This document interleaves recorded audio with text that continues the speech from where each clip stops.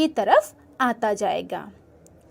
अब आप देख सकते हैं कि कैथोड की ओर गैस के बबल्स या बुलबुले बनना शुरू हो गए हैं, जबकि दूसरी तरफ बबल्स बनना अभी शुरू नहीं हुए हैं।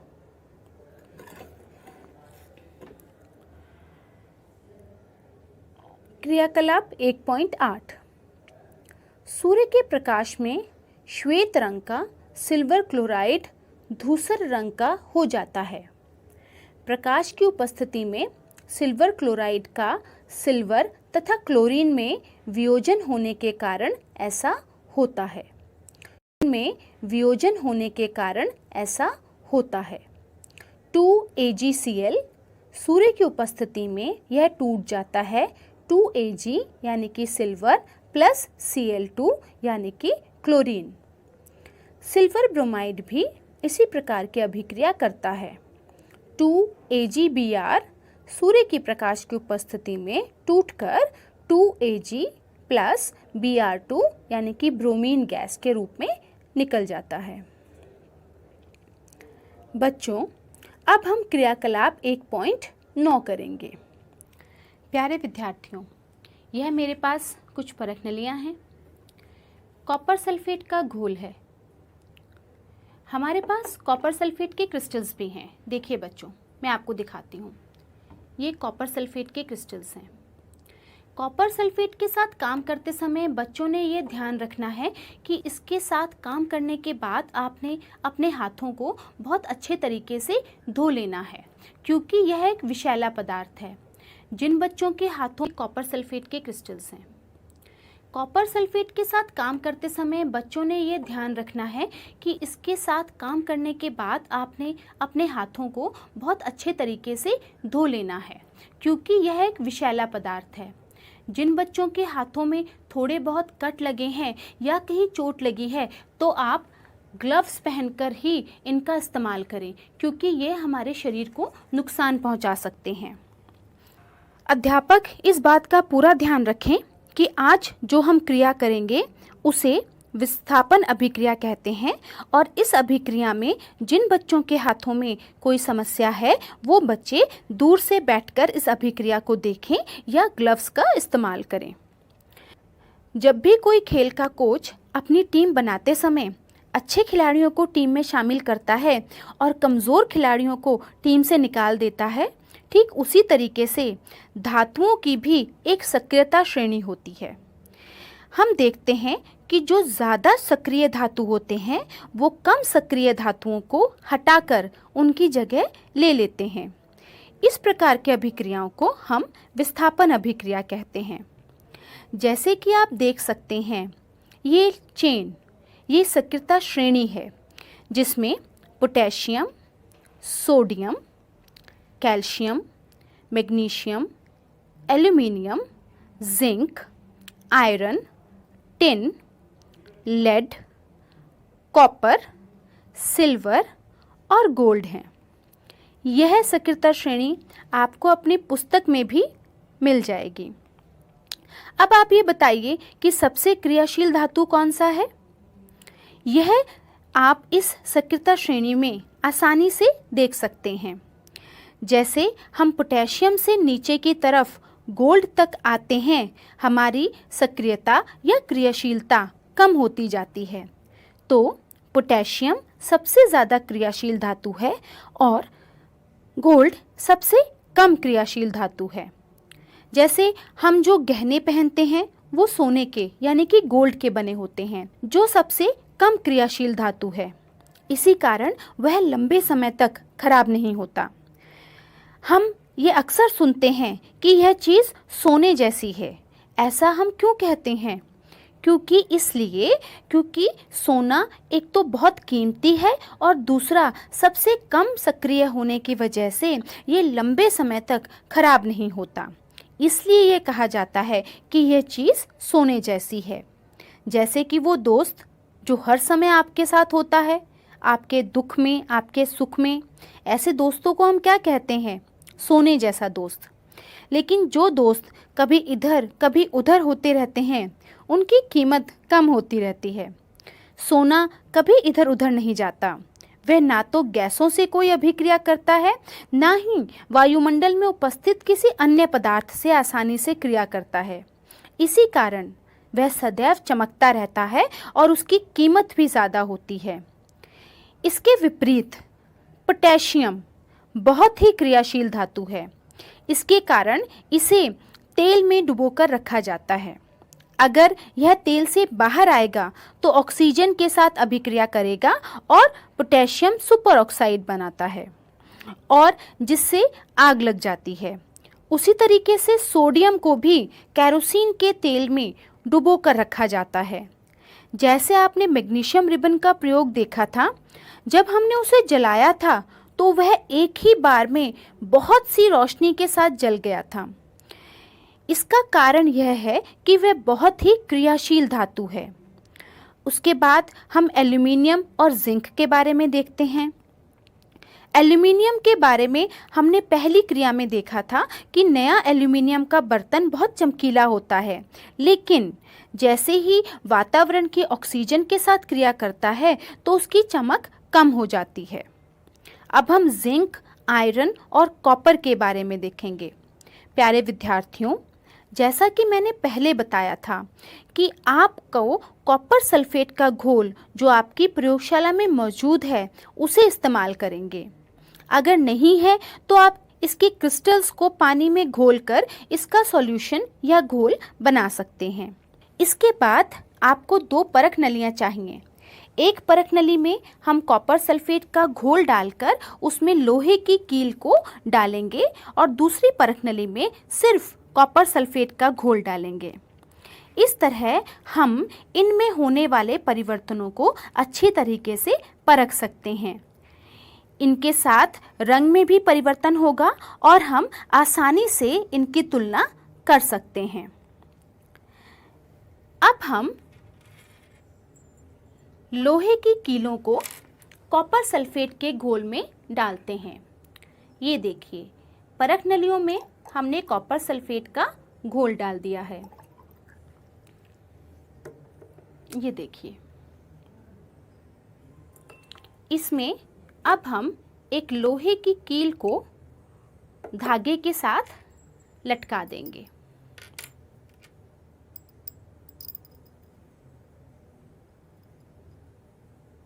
कुछ इस तरीके से डालेंगे कि कुछ भाग लोहे की कील का बाहर की तरफ नज़र आता रहे, या आप इसे पूरे तरीके से डाल दीजिए। और दूसरी परख नली में हम कील को कॉपर सल्फेट के साथ केवल हल्का सा टच करवाते हैं, नीचे वाले हिस्से को ही। इससे हम इसमें होने वाले रंग का परिवर्तन आसानी से देख पाएंगे। धागे को सेट करने के लिए इसे हमने रबर बैंड से बांध दिया है। इस परख नली में अगर आप ध्यान से देखेंगे तो कील का आधा हिस्सा कॉपर सल्फेट में है और आधी कील बाहर है। ये देखिए, इसमें अभिक्रिया होना शुरू भी हो गई है। इस वाली परख नली में भी अभिक्रिया होना शुरू हो चुकी है।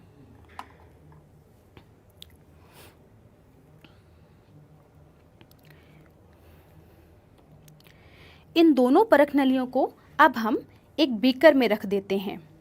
जब तक ये क्रिया हो रही है, हम देखते हैं इन दोनों परख नलियों को हमने ये एक बीकर में रख दिया है और इनकी क्रियाओं को ध्यान से देख रहे हैं। तब तक हम एक और परख नली ले रहे हैं और उसमें भी हम कॉपर सल्फेट का घोल डाल देते हैं। इससे हमें रंग में अंतर करने में आसानी महसूस होगी। अब हम एक और परख नली लेते हैं, उसमें भी कॉपर सल्फेट का घोल डाल देते हैं। फिर हम इसमें जिंक के दाने डालेंगे। तो बच्चों, क्या होगा इसमें? जिंक जो है वो कॉपर को हटाकर उसकी जगह ले लेगा और जिंक सल्फेट बन जाएगा। ऐसा इसलिए हुआ क्योंकि जिंक कॉपर से ज़्यादा क्रियाशील है, इसलिए वह कॉपर को हटाकर उसकी जगह आकर जिंक सल्फेट बना देता है जो कि सफ़ेद रंग का होता है, और कॉपर पाउडर के रूप में परख नली के नीचे बैठ जाएगा। बच्चों, जिंक, कैडमियम और मरकरी ऐसे लवण हैं, ऐसे सॉल्ट्स हैं जो कि सफ़ेद रंग के होते हैं, लेकिन ट्रांजिशनल एलिमेंट्स के रंग रंगदार होते हैं। जैसे कॉपर सल्फेट का रंग नीला होता है और फेरस सल्फेट का रंग हरा होता है, लेकिन जिंक सल्फेट का रंग सफ़ेद होता है। देखिए बच्चों, जिंक का रंग काला होना शुरू हो गया था। यह पहले कौन से रंग का था? बिल्कुल सही, यह पहले सिल्वर रंग का था। जैसे ही हमने इसे कॉपर सल्फेट के घोल में डाला, यह काला होना शुरू हो गया, क्योंकि इसके ऊपर तांबे की धातु की परत इकट्ठी हो गई। क्योंकि इसके ऊपर तांबे की परत, कॉपर की परत जमना शुरू हो गई है, जो कि कॉपर के रंग की होती है, तो अंत में यह घोल सफ़ेद रंग का हो जाएगा। अब हम पहले की अभिक्रिया को भी देख लेते हैं। वह परख नली जिसमें कुछ देर पहले हमने कीलों को डाला था। अगर आप ध्यान से देखें तो इन परख नलियों में घोल का रंग जो है वो धीरे धीरे हरा होना शुरू हो गया है, और अगर हम इसमें से कील को निकालकर बाहर देखें तो आप देखेंगे, ये देखिए, ये कील को बाहर निकाला तो जो हमारी कील थी ये आधी हमने कॉपर सल्फेट के घोल में डाली थी, तो आप ध्यान से देखेंगे कि इस कील के ऊपर ये कॉपर की परत जमना शुरू हो गई थी। इससे हमें ये पता लग रहा है कि आयरन, लोहा कॉपर से ज़्यादा सक्रिय है, और ज़्यादा सक्रिय होने की वजह से वो कॉपर को उसके विलयन से, लवण से निकाल देता है। ये देखिए, ये वाली कील का रंग भी चेंज हो गया है, और अगर हम कॉपर सल्फेट के घोलों की तुलना करें तो इस घोल का रंग गाढ़ा है और यह घोल हल्का हल्का हरा होना शुरू हो चुका है। तो इस प्रकार की अभिक्रिया में आपने देखा कि आयरन ने कॉपर को हटाकर उसकी जगह ले ली और वो आयरन सल्फेट बन गया, और कॉपर लोहे की कीलों के ऊपर जम गया। तो इस प्रकार की अभिक्रियाओं को हम विस्थापन अभिक्रिया या डिस्प्लेसमेंट रिएक्शंस भी कहते हैं। अब हम जिंक वाली अभिक्रिया भी देख सकते हैं। जिंक ने कॉपर को हटाकर उसकी जगह लेकर पानी का रंग अलग कर दिया है। अब इस रंग को कॉपर सल्फेट के रंग के साथ तुलना करके देख सकते हैं। जिंक ने जिंक सल्फेट बनाकर कॉपर को हटा दिया, और इसीलिए इस अभिक्रिया को विस्थापन अभिक्रिया कहते हैं। क्रियाकलाप 1.10। इस क्रिया में द्विविस्थापन अभिक्रिया को दर्शाया गया है। द्विविस्थापन में हम दो अलग अलग सॉल्ट लेते हैं और फिर वह सॉल्ट अपने अपने आयनों का आदान प्रदान कर लेते हैं। पहले का धन आयन दूसरे के ऋण आयन के साथ जुड़ जाता है और पहले वाले का ऋण आयन दूसरे सॉल्ट के धन आयन के साथ जुड़ जाता है। इसी प्रकार अभिकारकों के बीच आयनों के आदान प्रदान को हम द्विविस्थापन अभिक्रिया कहते हैं।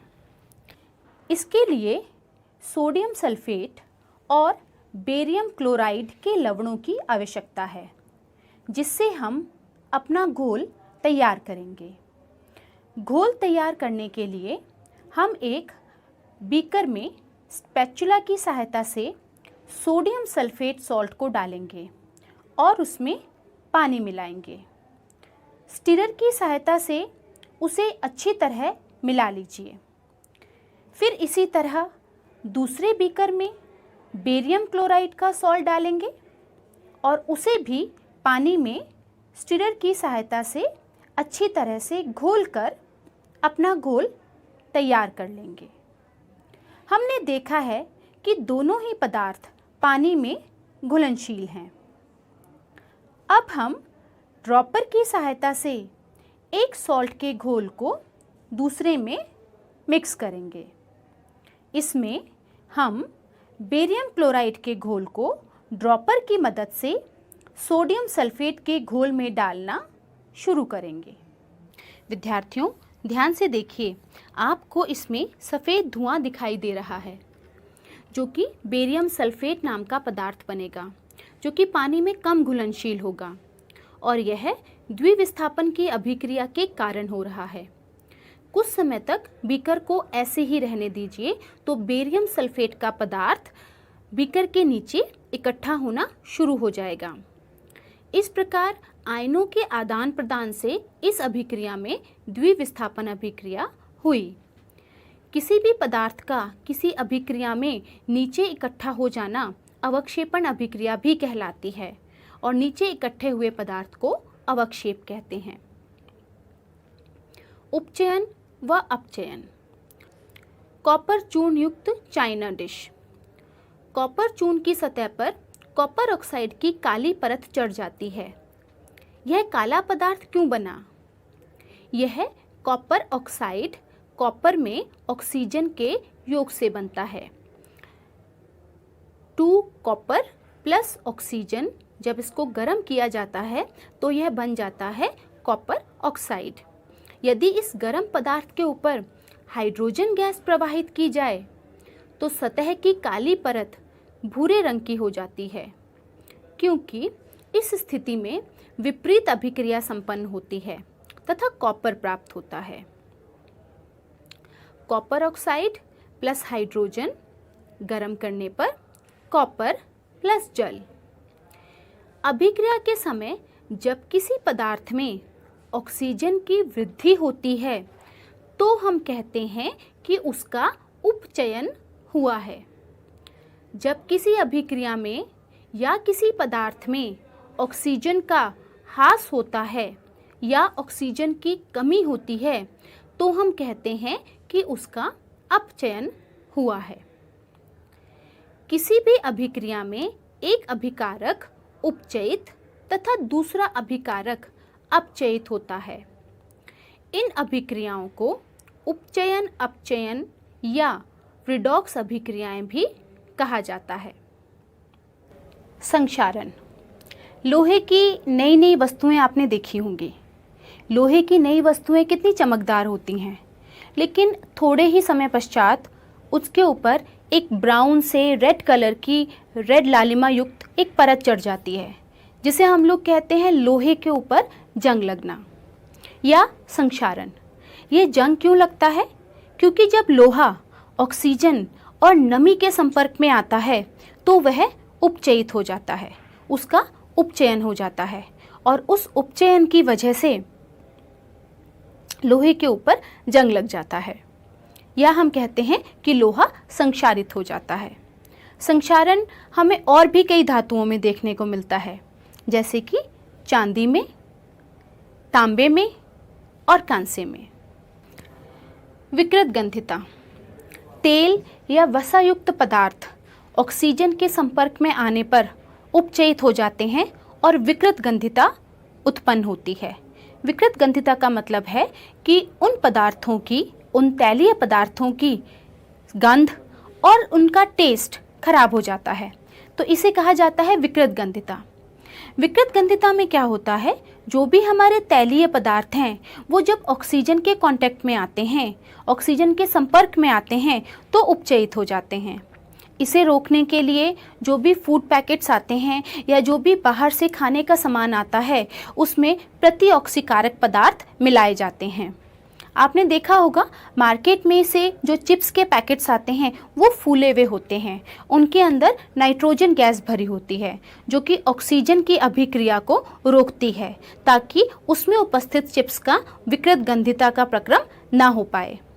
इसी तरीके से विकृत गंधिता को रोकने के लिए हम अपने खाद्य पदार्थों को बिल्कुल एयर टाइट बॉक्सेस में भी रख सकते हैं या उनमें प्रतिऑक्सीकारक पदार्थ मिला सकते हैं, ताकि वो हवा के ऑक्सीजन के संपर्क में ना आ पाए और विकृत गंधिता ना हो पाए। बच्चों, इसी के साथ हमारा विज्ञान का पहला अध्याय रासायनिक अभिक्रियाएं और समीकरण समाप्त होता है।